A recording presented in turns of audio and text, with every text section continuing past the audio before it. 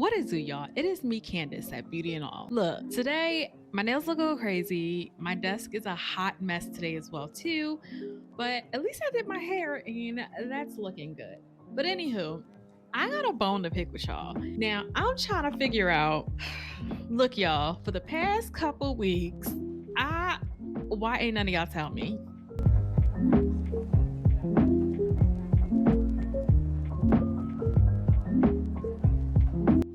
Why did y'all not tell me? Like, my energy was like literally through the roof in these videos, and then as they continued, they're just uh, like literally going down as I neared the end of Project Hackathon, and ain't none of y'all tell me.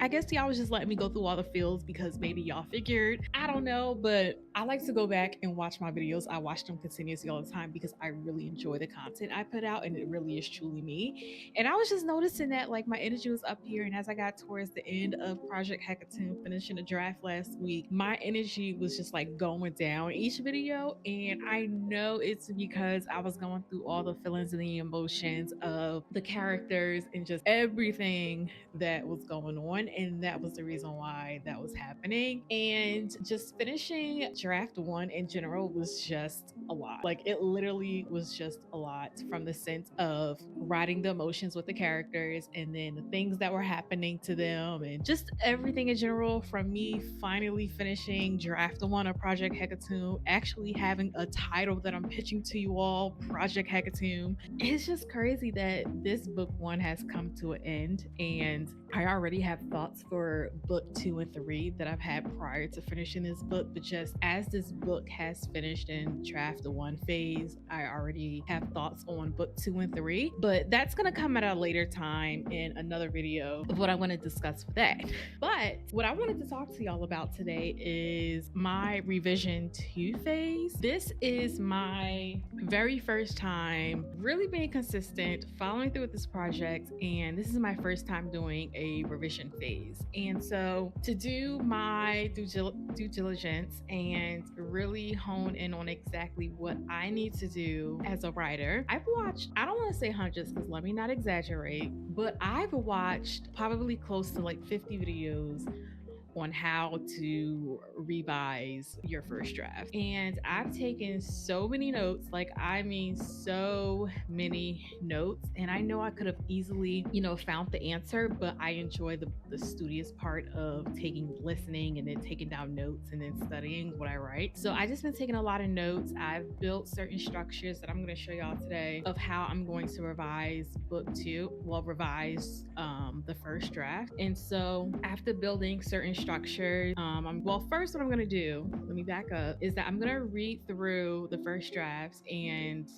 I'm gonna try my best not to take any notes. I'm just gonna read it straight through. And after I read it straight through, I'm going to go back and start at chapter 1 and then writing down everything that I need to that needs to change. And that's where the structure, formatting, and revising templates that I made, whether it was in Milanote or Google Docs, that's where I'm going to record down all the changes, the revisions that I'm going to need to make. So I'm going to show y'all that today. And I did go ahead and order 2 drafts of, I ordered 2 draft booklets. I think they're 8x11 and they're going to be in a binder. And I did the spacing, I think 2 inches or maybe 1.5 or 1.7 inches apart so that I can annotate in between all the lines. But I ordered one so that I'm not gonna make any edits at all. This is just gonna be my first draft copy ever in hand, and any other copy that I have, that's the one I'm gonna make a lot and things like that or whatever. So without further ado, I'm gonna log on a computer and I'm gonna show y'all the templates that I made to help me with my revision phase. Also, shout out to Lindy Young. I watched so many of her videos on how to do so many different things. I kind of mentioned that in my previous video before, but a lot of the revision phases and templates that I made, I watched one of her videos and she shows some helpful ways that you can revise your project. And so I went ahead and used that as a template to start out. I'm pretty sure, knowing me, that as I go through the revision phase, once I finally get there, I am going to probably change up a few things.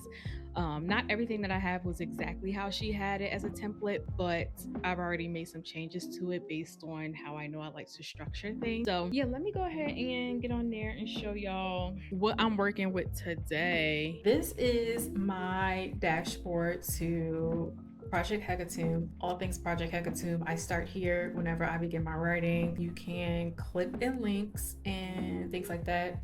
So I just have a bunch of links and everything. Like anytime I start my project, this is the dashboard that I come to. I did go ahead and minimize these parts here because that's giving away too much information, obviously. So the only cards that I will be sharing with y'all today is the revision plan 1 card, and we're gonna go through the cards here so I can show y'all the structure and the setup that I have that I will begin once the draft arrives from the mail. So as you'll see here, this is the very first mood board that I made with y'all in my previous video. So what we're gonna do is click on the first card here. Well, first board, technically that's what it's called. And these are not in any particular order. These are just the boards that I made to help with the structure development of revision phase 1. So we'll click on the scene by scene, acts, and revision checklist.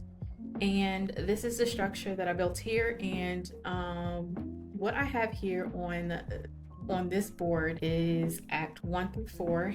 And based on how many scenes I have in each act, I'm going to write down what occurs in those scenes, the significance, the context choice, and consequence. And if there's any revisions that need to take place within that act, I'll just go ahead and write that down. And when it comes to actually rewrite draft phase 2 or doing that revision phase, once I'm done reading the first draft, I'll go ahead and mark off that I have completed that task and making sure that the plot hole or just something in general that's off, that it is actually fixed. So the most important thing is to make sure in each act that there is a context, choice, and consequence. I just have that up at the top just so that I can remember that as I'm going through each act, scene, and chapter. And not every act has this many scenes. This is just for visual purposes. I put 1 through 5 just so that it can structure look okay. There's not, like, there may be only 2 scenes or 3, but not sure if there's actually 5 scenes that are within each act. That's just honestly what I. So that is the scene by scene, acts, and revision checklist. Go back to the main dashboard. Overall plan, this is not what I want to name this card, but this is just what I put because one of the YouTubers that I watched that had sort of kind of this setup, that's what they use. So as I was writing, I was drawing in my notebook and trying to figure out how I wanted to develop these templates. All right, so overall plan, let's go ahead and click on that. So here we have another act 1 through 4, and I know that seems like a lot, but as any book writer knows, writing a novel is not something easy to do, and any great writer has a lot of different what's the right word I want to use? They have a lot of different ways that they want to capture making sure that the novel is correct. I'm not using the right terminology right now, but hopefully y'all can understand. But anywho, so here within the overall plan, this is me focusing on the character arcs just to making sure that they're solid and strong. I know for this draft 1, it's not going to be that great, so that's why I wanted to incorporate this into my revision phase. On this side here, these are some themes. These are not all of them. Those are just some quick themes that I jotted down. Not necessarily what the themes are going to be for anyone in this book, maybe.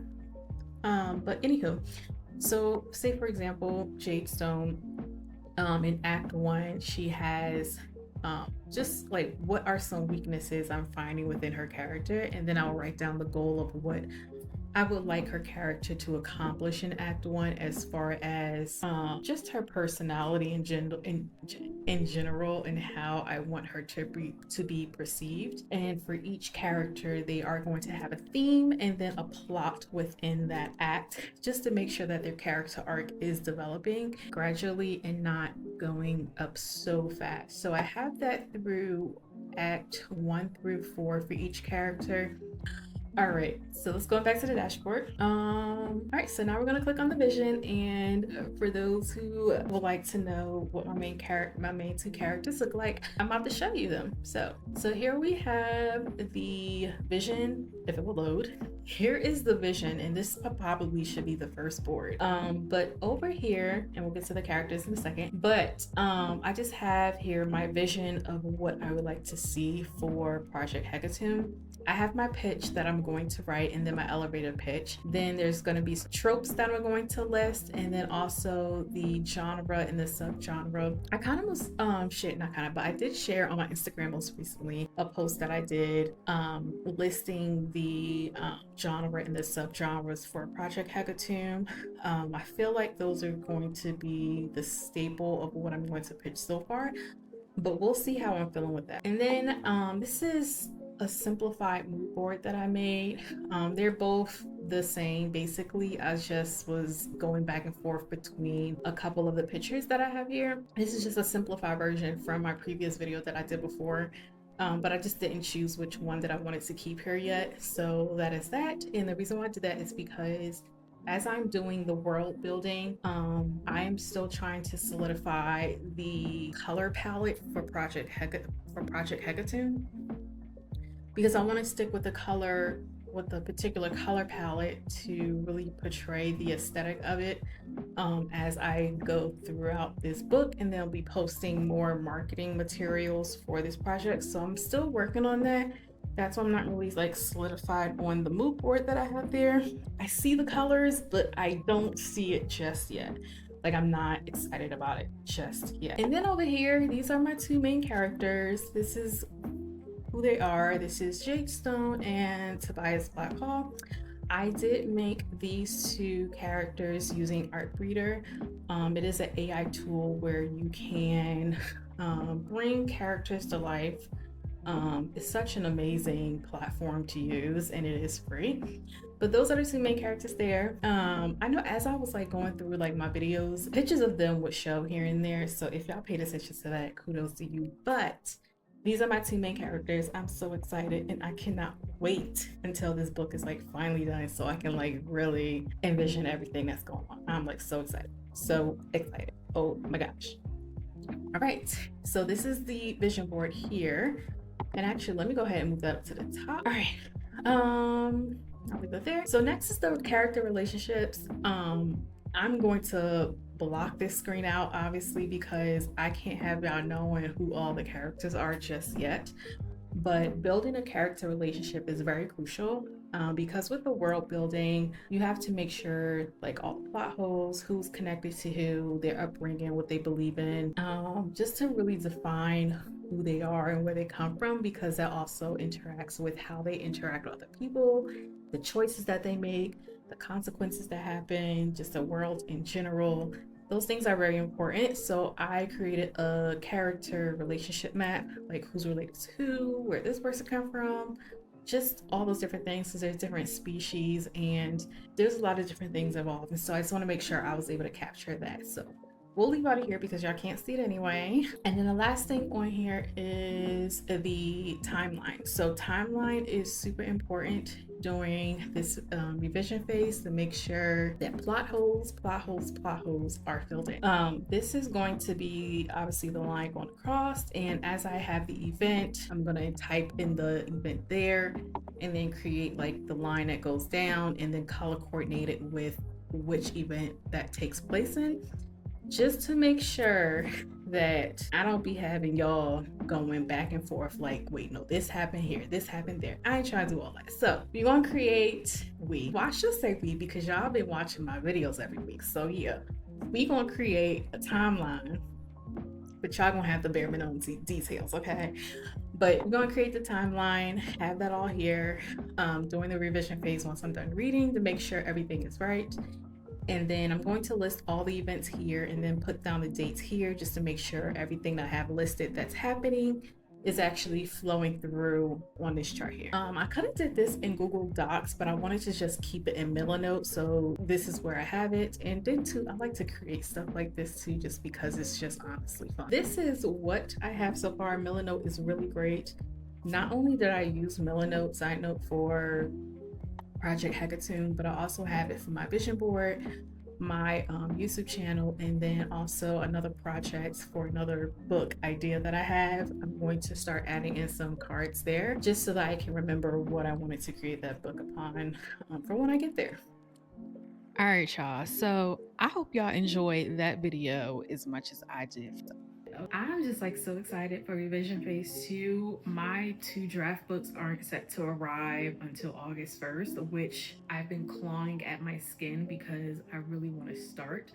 However, this is also giving me time to get away from the book. I've just been reading chapters here and there, just being excited about it, but I really want to get started. My camera died, but I think I picked off where I'm really excited to get started working on the revision phase 1, but I know that this is a pivotal time for me to take a break and to refocus and realign and just to start fresh. So I've been reading, well, during this time, I'm in the mix of 3 different books right now, and I'm just doing way too much. I finished this audiobook finally called Morning Glory, and then I started Chasing Gabriel by Tessa Stone. And then in the midst of that, I started reading Delicious Monsters by Lacelle. I don't want to say her incorrect last name. And then I started Her Soul to Take by Harley LaRue. And out of all of those books so far, ranking them in order of my attention span to them based on the craziness in the book, because I love to read some crazy stuff.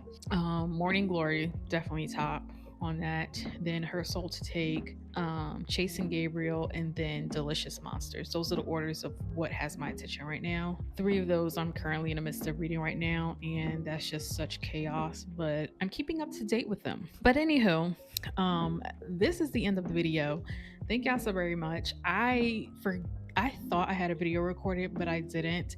And technically these videos are live. Like, I don't have videos in my back pocket to upload for you all. So this is me filming in the late afternoon, and I need to edit this video so that I can post it for you all tomorrow, because I want myself to be consistent posting Wednesdays at 10 o'clock a.m. in the morning. So hopefully there could be a time where I can do bulk recording so that I can already have videos ready and available for y'all. But this is live as far as timing of me getting certain things done and letting y'all know what's going on. All right. But yeah. But thank y'all so much for watching this video. My name is Candace at Beauty and All. And if you're new to my channel, don't forget to like this video and subscribe if you would like to see more of my content of my writing journey into becoming an author. I'm an aspiring author. So, but yeah, hope y'all have a good rest of the day.